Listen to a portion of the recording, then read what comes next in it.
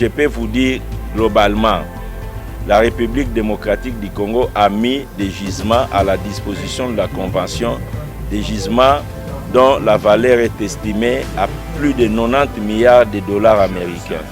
S'agissant de la constitution de la société Sycomine, le Congo n'a eu que 32% de parts, tandis que la partie chinoise s'est accaparée de 68% pour un capital sous-évalué de 100 millions de dollars. Ça, c'est un premier élément.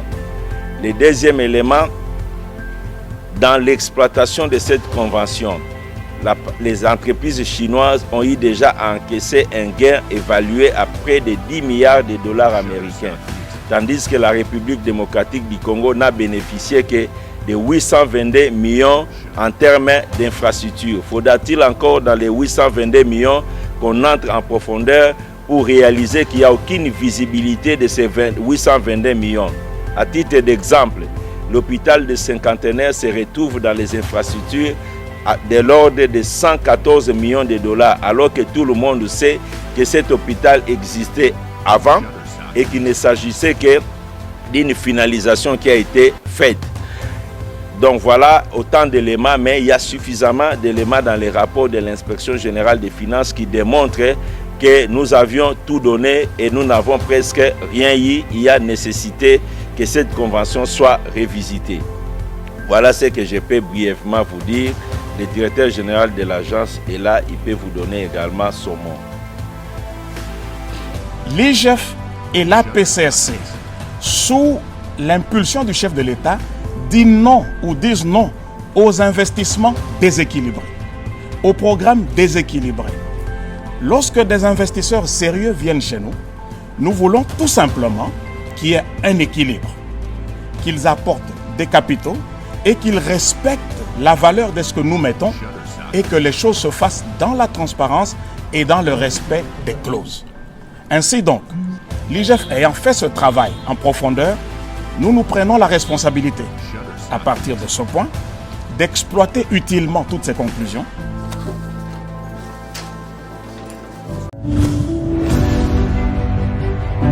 PCN, Parti pour un Congo nouveau. Créé depuis mai 2022, le PCN, Parti pour un Congo nouveau, membre de l'Union sacrée de la nation, met l'accent et milite pour la transformation de l'homme congolais. Le PCN met l'homme congolais au centre de toute action parce que le tout commence par l'homme. Telle est même l'idée maîtresse de la vision du président de la République et chef de l'État, Félix-Antoine Tshisekedi Tshilombo, l'homme, seul vecteur du développement. Le PCN n'est jure que par la transformation et le formatage de l'homme congolais. Le PCN pour un Congo nouveau, un Congolais renouvelé. Le PCN attend votre adhésion massive pour le développement réel du Congo par l'homme. Et pour tout contact, 82 73 96 675. Le PCN vous fixe rendez-vous.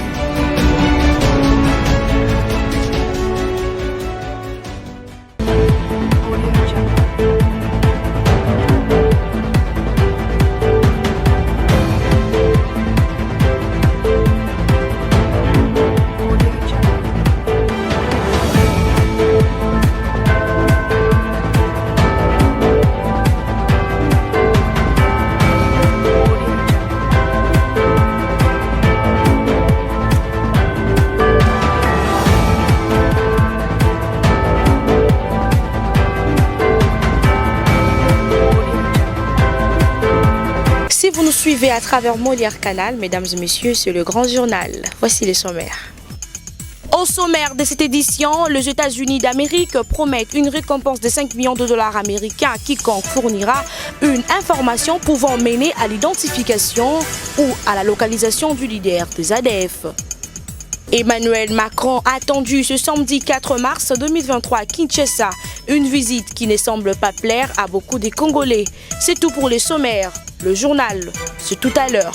Ouvrant cette édition par cette brève lutte contre les ADF, les États-Unis d'Amérique promettent une récompense de 5 millions de dollars américains à quiconque fournira une information pouvant mener à l'identification ou à la localisation des leaders de ZADF.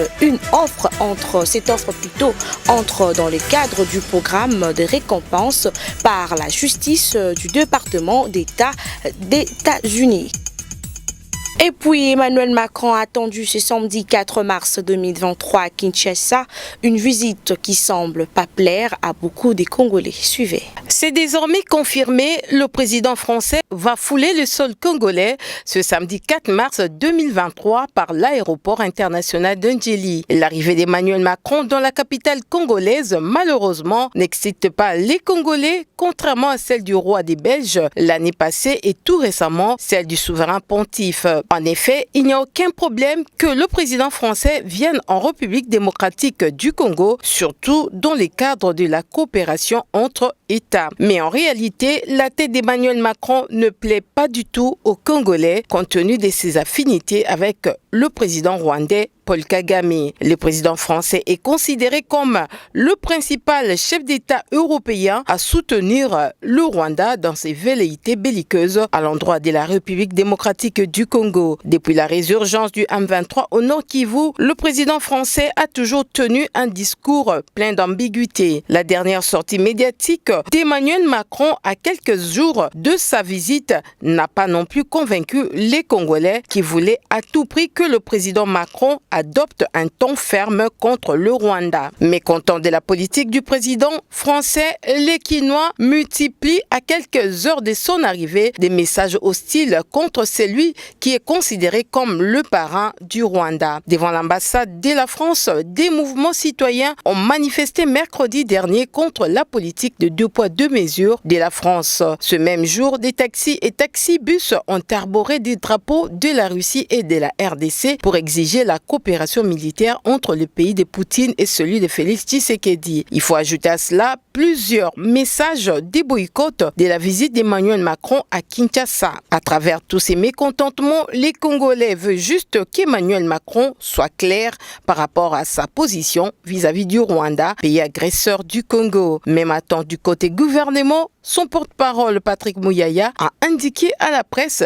que la visite du président Macron à Kinshasa est une opportunité afin qu'il exprime sa position de manière claire sur la crise sécuritaire opposant la République démocratique du Congo au Rwanda. Vous avez certainement reconnu la voix de Eugénie Toumba. Le président de l'Assemblée nationale, Christophe Mbossonkodia, a reçu en audience dans son cabinet de travail Bruno Aubert, ambassadeur français accrédité en République démocratique du Congo. Au menu de leurs échanges, le contour de la visite du président français en République démocratique du Congo.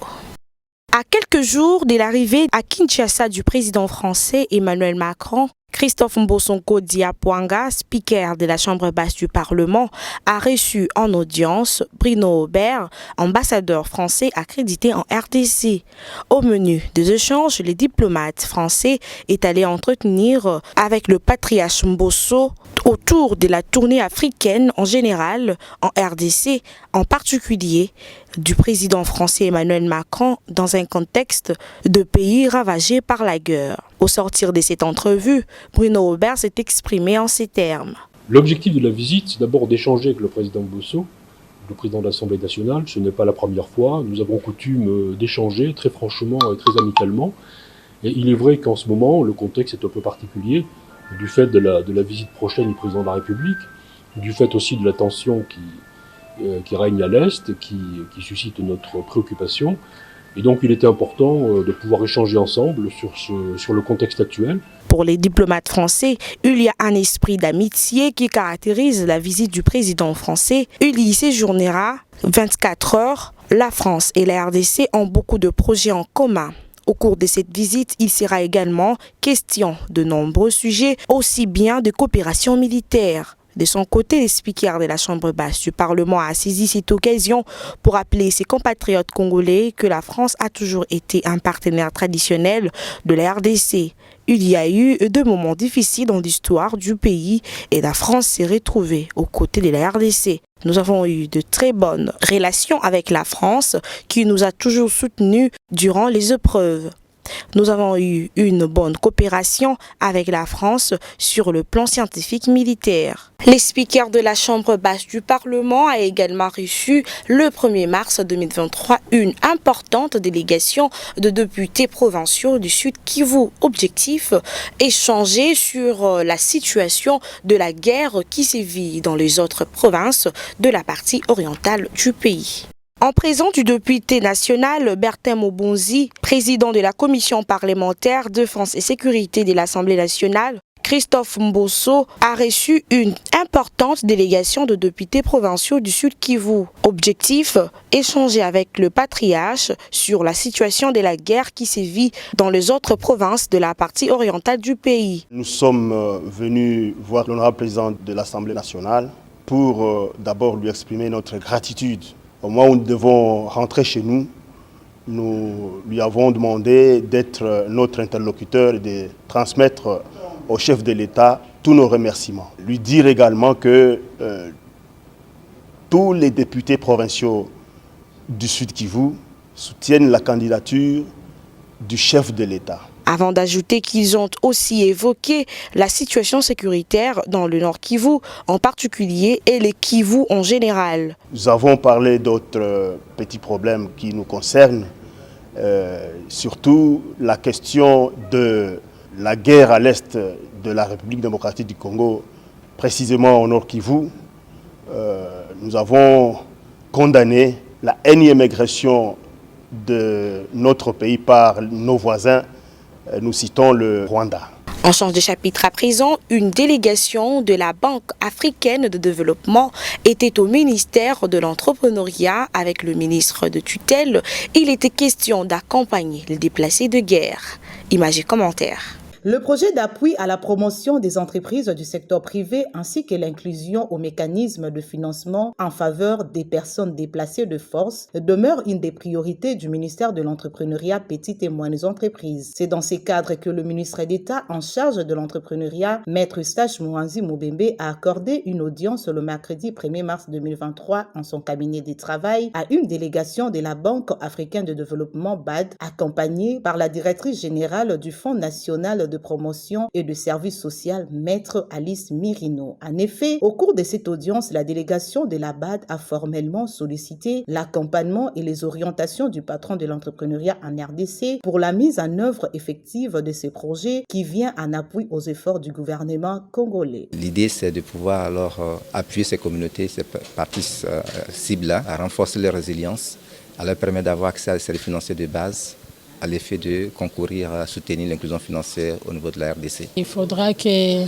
les personnes cibles puissent s'organiser en PME, en coopérative, puissent développer des activités génératives de revenus et puissent aller vers le relèvement social et économique. À cette démarche de la BAD, le ministre d'État Eustache Mouanzi Moubembe a exprimé son entière satisfaction et a par la même occasion promis l'implication active de deux structures sous la tutelle de son ministère, à savoir l'Agence nationale de développement de l'entrepreneuriat au Congo ANADEC et l'Agence pour la promotion de la classe moyenne APROSEM, afin de sceller une étroite collaboration pour la matérialisation du dit projet. Signalons que ces projets, dont la phase pilote sera mise en œuvre à partir de l'espace Grand Kassai, a vocation à s'étendre dans d'autres provinces avec pour ultime objectif de booster le développement des activités économiques locales. Le Premier ministre Jean-Michel Sama Lukonde a présidé la réunion hebdomadaire du comité de conjoncture économique qui a passé en revue la situation économique du plan international et national au cours de la semaine du 20 au 24 février. Pour maintenir la stabilité du franc congolais sur le marché de change, la réunion du comité de conjoncture économique présidée par le Premier ministre Jean-Michel Sama Lukonde charge la Banque centrale d'appliquer les mesures idoines. Concernant notamment les efforts du gouvernement pour la stabilité du franc congolais sur le marché de change, Aimé Boji Sangara a fait part de quelques mesures idoines prises à cet effet. Nous avons examiné la situation économique au cours de la semaine du 20 au 24 février. Et au plan international, nous avons noté la publication de la note d'orientation du programme des Nations Unies pour le développement, PNUD en sigle.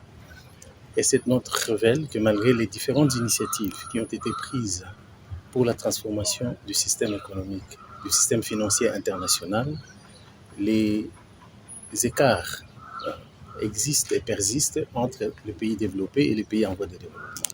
Et ces écarts se manifestent par une situation de surendettement de plusieurs pays en voie de développement. Et pour pallier à ce phénomène, le programme des Nations Unies pour le développement propose certaines mesures, parmi lesquelles la restructuration de la dette des pays en voie de développement pour aboutir à la création d'un système, d'une architecture de la dette qui prend en compte ce contexte actuel. Toujours au niveau national, les comités de conjoncture économique rappellent la tenue à Kinshasa du 20 au 23 février 2023 de la 47e Assemblée générale de la FANAF, qui est la Fédération africaine de sociétés d'assurance de droit national africain. Au cours de cette assemblée, précise Aimé Bourgi. Il a été révélé que depuis la libéralisation des marchés des assurances à la République démocratique du Congo, il s'est observé une croissance du chiffre d'affaires allant de 70 millions de dollars américains en 2018 à 268 millions de dollars américains, ce qui représente un taux d'accroissement de 282%, ce qui est intéressant pour notre secteur des assurances. En outre, le CCE a fait mention de l'inauguration par le chef de l'État du premier module de l'usine d'adduction d'eau potable de Binza Ozone avec une capacité de 110 000 m3 par jour qui va donc desservir plusieurs communes et plusieurs quartiers de Kinshasa. C'est un financement de la Banque mondiale à hauteur de 71 millions de dollars. En ce qui concerne les principaux indicateurs économiques, l'inflation s'est établie à 4,175% en cumul annuel et en glissement annuel. On est à un taux de 16,6% avec une projection à fin exercice de 9,7%. Enfin, pour ce qui est des réserves de change, il est fait mention d'une augmentation de 0,13%. De réserves se situent au 24 février à 4,335 milliards de dollars américains, ce qui représente à peu près 10 semaines d'importation de biens et services sur ressources propres du gouvernement. En société, c'est un véritable ouf de soulagement pour les habitants de Mongafula et Ngaliema, la reconstruction de la route secondaire, la nationale numéro 1, qui vient de démarrer et va desservir c'est quoi. Les usagers de cette route préviennent tout de même les autorités sur l'absence des canalisations d'eau qui risquent d'anéantir tous les efforts consentis. Reportage signé Atoeka Dekris.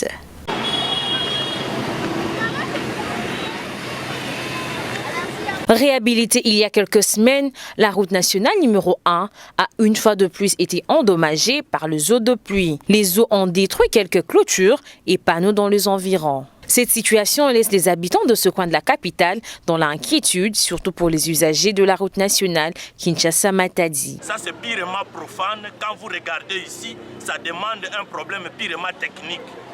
Parce qu'on avait donné le Makassou ici quand le président est arrivé, mais la situation continue. C'est purement technique. Rappelons qu'au mois de décembre dernier, le travail de remblayage du ravin causé par une autre pluie a permis aux usagers de la route Matadi-Kibala, notamment aux véhicules de faible tonnage, de reprendre le trafic. La population sollicite l'intervention des autorités compétentes face à ces dégâts qui pourraient affecter l'approvisionnement de la ville de Kinshasa. Encore société dans cette édition, problème d'érosion, un fléau pour la ville-province de Kinshasa. La route terre jaune dans la commune de Lantsele s'est détériorée par les eaux de la pluie. La population de cette circonscription en danger lance un SOS à l'endroit des autorités. Suivez ce reportage de Prince Mbo. La route jaune dans la commune de Lansele est endommagée suite à l'érosion causée par les eaux de la pluie. Cette route construite plus d'une année, malgré son état inachevé, permet aux habitants du quartier Mouke 1 et Mouke 2 d'évacuer à ses occupations. Cette érosion a déjà ravagé quelques parcelles environnantes. Le chef du quartier précise que cette dernière a été provoquée par un engin lors de travaux de construction de cette route.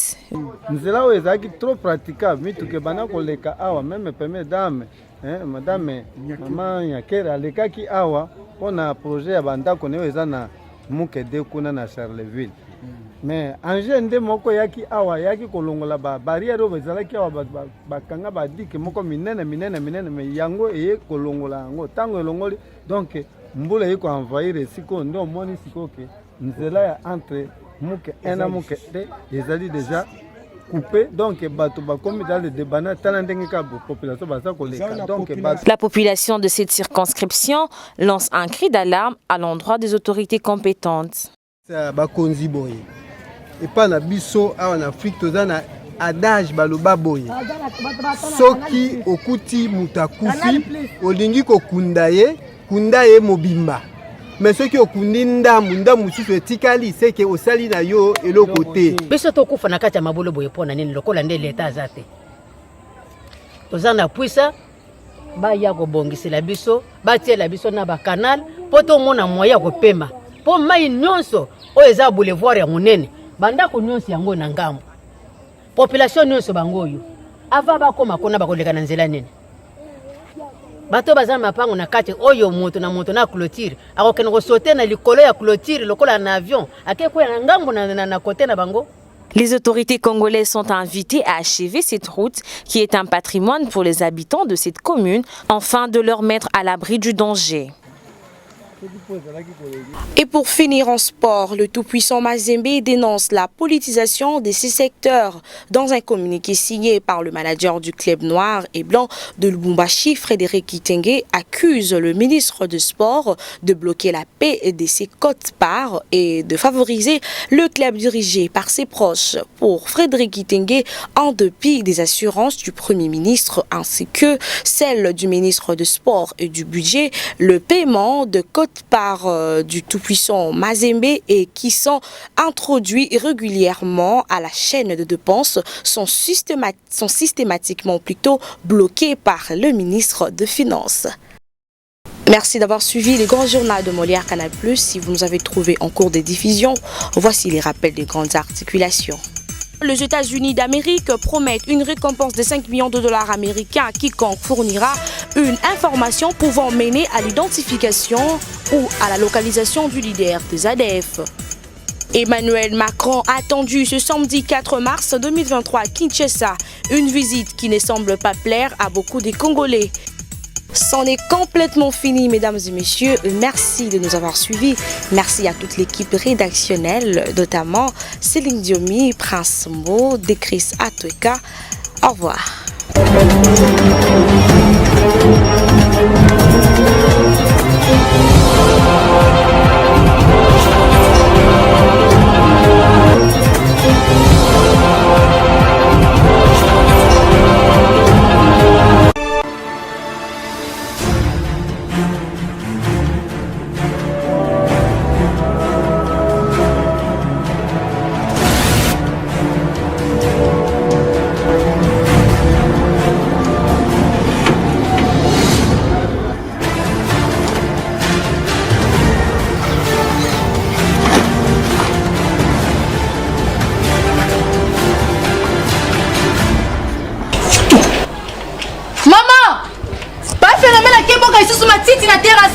Na terrasse pas phénomène.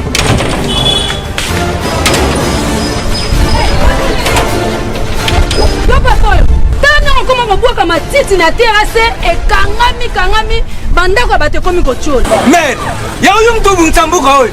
Mutima pati nini yo omona? Soki mbula libeti e noyo. E ko noyo omoni amukokoli.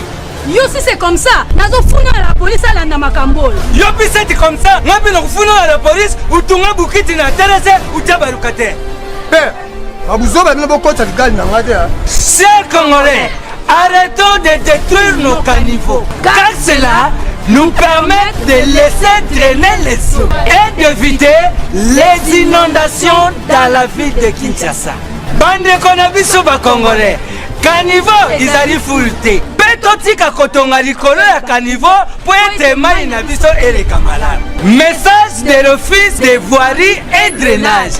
OVD na Mukuse.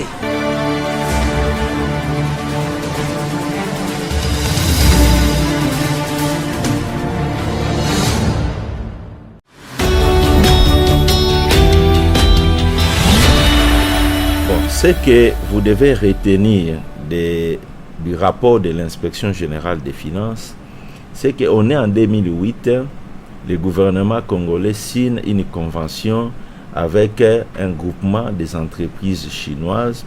Au terme de cette convention, le gouvernement congolais a mis à la disposition d'une joint venture, une entreprise créée entre les deux parties. Le gouvernement a mis donc à la disposition de cette entreprise qui sera créée, appelée Sicomine, des gisements de minerais évalués à 93 milliards de dollars américains. Et pour l'exploitation de ces gisements, les entreprises chinoises devaient gagner et l'État congolais, de son côté, devait également gagner 3 milliards de dollars américains en termes d'infrastructures. Les groupements des entreprises chinoises se sont engagés à construire en RD Congo 5000 logements sociaux, 145 centres de santé dans les 145 territoires de la RDC, des universités modernes, des barrages hydroélectriques, les barrages de Katende, les barrages de Kakobola, 31 hôpitaux de 150 lits. Il devait en outre construire 3700 km de rails, de voies ferrées dans notre pays. Et enfin, le groupement des entreprises chinoises s'était engagé à réhabiliter totalement les aéroports de Goma et de Bukavu. Voilà les engagements. Alors, ce qui a été constaté dans l'exécution de cette convention, premièrement, l'État congolais qui a apporté 93 milliards de dollars, pardon, 93 milliards de dollars américains en gisement, dans la constitution de la société Sicomine, l'État congolais a eu 32% de parts sociales, tandis que les entreprises chinoises ont eu 68% de parts sociales pour n'avoir rien apporté. Ils n'ont rien apporté comme capitaux. La société a fonctionné sur base d'un endettement auprès des banques chinoises. Deuxièmement, il a été constaté que les revenus générés par l'exploitation de ces gisements au travers de la situation Sicomine, de la société Sicomine, les revenus générés étaient autour de 12 milliards de dollars américains. Sur les 12 milliards, voici la répartition. Les banques chinoises qui prêtaient de l'argent à Sicomine ont encaissé 2 milliards de dollars en termes d'intérêt. Les sociétés chinoises partenaires au sein de Sicomine ont encaissé 9 milliards de revenus et l'État congolais n'a bénéficié que de 822 millions de dollars américains en termes d'infrastructures. Et quand vous entrez pour examiner ces infrastructures, ce sont des infrastructures surévaluées, surfacturées, dont la visibilité sur le terrain pose problème. Vous pouvez prendre le cas de l'hôpital de Cinquantenaire. Il est mis dans ce contrat. Les Chinois disent avoir réhabilité cet hôpital à 114 millions de dollars, ce qui est inacceptable. Troisième élément que nous pouvons évoquer en ce qui concerne cette convention, l'État congolais a consenti des exonérations de l'ordre de 3 milliards de dollars américains au profit des entreprises chinoises. La Sicomine, entreprise ainsi créée qui exploite les mines, n'a jamais rapatrié les devises d'exportation pour faire fonctionner l'économie congolaise. Enfin, les produits, la production de Sicomine, les minéraux qui sont produits par la Sicomine sont vendus aux sociétés chinoises qui sont actionnaires au sein de Sicomine et cette production est vendue à moitié prix et faisant perdre ainsi 7 milliards de dollars à la GECAMINE qui est partenaire avec Sicomine.